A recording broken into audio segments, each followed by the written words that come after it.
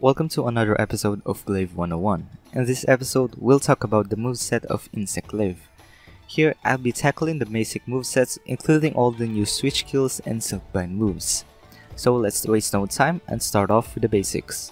First off, we will talk about ground moves, then we'll go to aerial later, as well as the switch kills.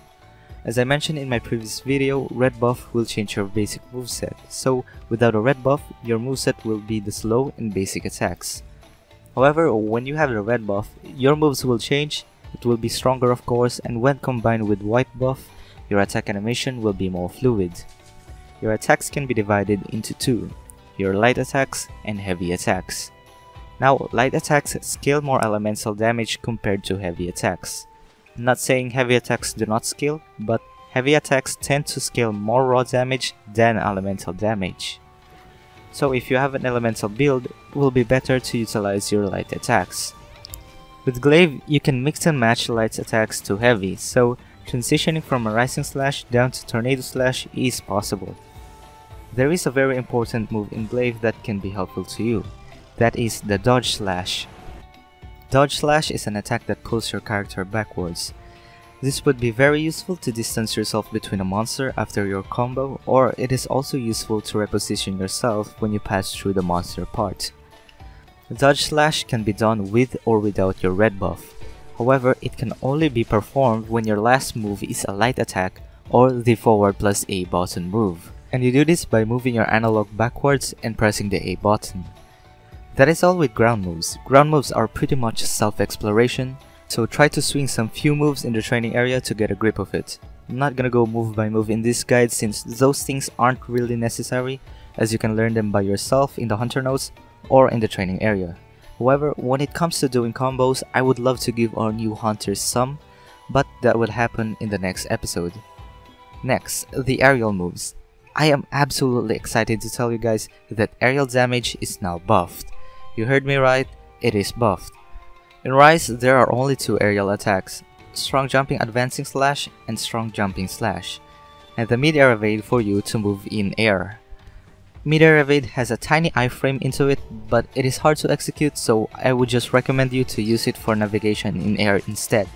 Strong Jumping Advancing Slash, or to cut it down, SJAS, is a move with a couple of hits, and when the final hit lands, it will vault you back into the air. You can repeat this process 3 times only, so you can vault back into the air thrice before you fall into the ground. When you vaulted back into the air with SJAS, you can still do your mid-air evade, so be sure to utilize it to position yourself.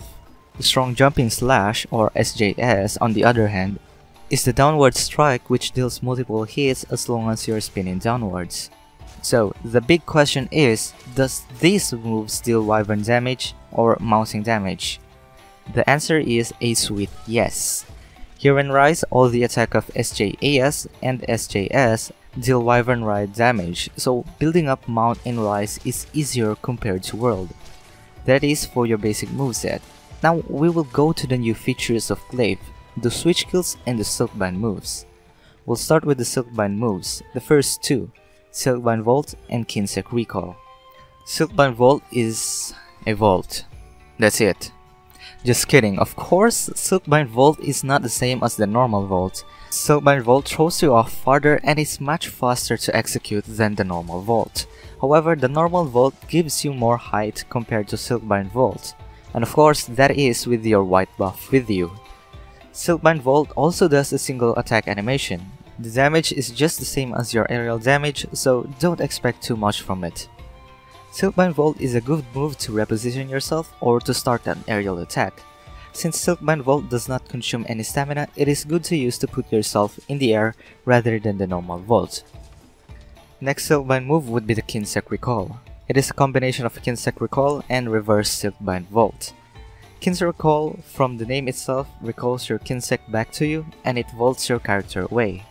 When your Kinsect returns to you, not only your Kinsect's stamina will be replenished into full, but you can also receive healing from it. The Kinsect, whether it is in your arms or deployed, will do an arc-like shape attack going from right to left, and when it hits a monster, it will carry out a healing extract. If you hit the monster while your Kinsect does that move, the Kinsect will heal you based on your Kinsect's heal aspect. Kinsect Recall also gives a decent iframe during the animation of the vaults. This move is absolutely perfect to put yourself away from danger because it has an iframe in it, and not to mention the free heal you get from your Kinsect. Now, for the third Silkbind move, which is also a switch kill, the Wyvern Dive.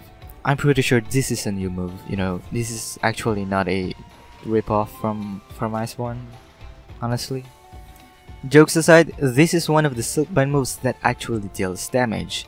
This move launches you into the air, then gives a massive pull downwards to deal a big amount of damage.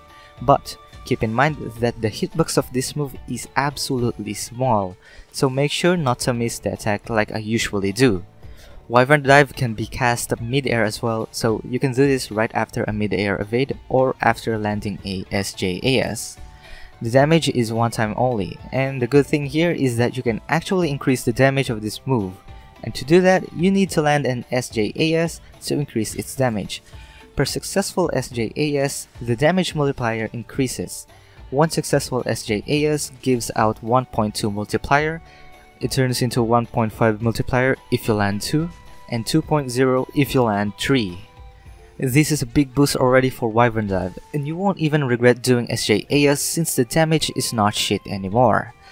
Now we are done with the Silkbind moves, time for the final part, the switch skills.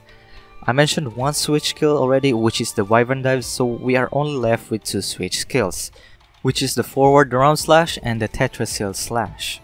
Let's start with the forward Roundslash, the best move of Glaive. Forward Roundslash will replace the leaping slash move. This move launches you forward in circular movement, dealing multiple damage to the enemy. But the best part of this move is that you can actually parry an incoming attack or a roar while you are rotating forward. You heard me right, a parry. It feels like a foresight slash move of Glaive, wherein if you time it right, not only you won't be damaged by the attack you collided with, but you will also be vaulted in the air. Just a few practices of this move and you can be untouchable. However, the downside of this move is that when you use it against a downed monster, sometimes you end up passing through the monster's head or tail, so you have to reposition yourself again. Regardless of that, this move is the best of the best in my opinion. I have never seen Glaive with a parry move before, but here it is right in front of us. But keep in mind that you will only parry the attack if you collide the attack during the rotation only, so proper timing is still important. The last switch skill would be Tetraseal Slash. This move replaces the Tornado Slash. It is also an amazing move as it deals multiple damage to the single focus area. This move also leaves out a mark on the part you hit. This move is good, it is high damage dealing, but it comes with a risk. Since the move is a long animation move, you cannot cancel the animation, so if you missed, you will sit there like an idiot hearing nothing but air, and you are also vulnerable to attacks during the animation. So performing this move requires good timing and a good spot for it to be successful. There you have it, we finished this episode of Glaive 101, which is all about Glaive's moveset. I'm sure there are a lot of new hunters out there who are still confused about the moveset of Glaive, so don't hesitate to ask questions in the comment section. I'll be sure to answer it as soon as I can. If you want some useful combos for Glaives, I'll be putting up a new episode for Glaive 101 for it, so subscribe so you'll be informed for the upcoming videos. That is all, see you in the next episode of Glaive 101.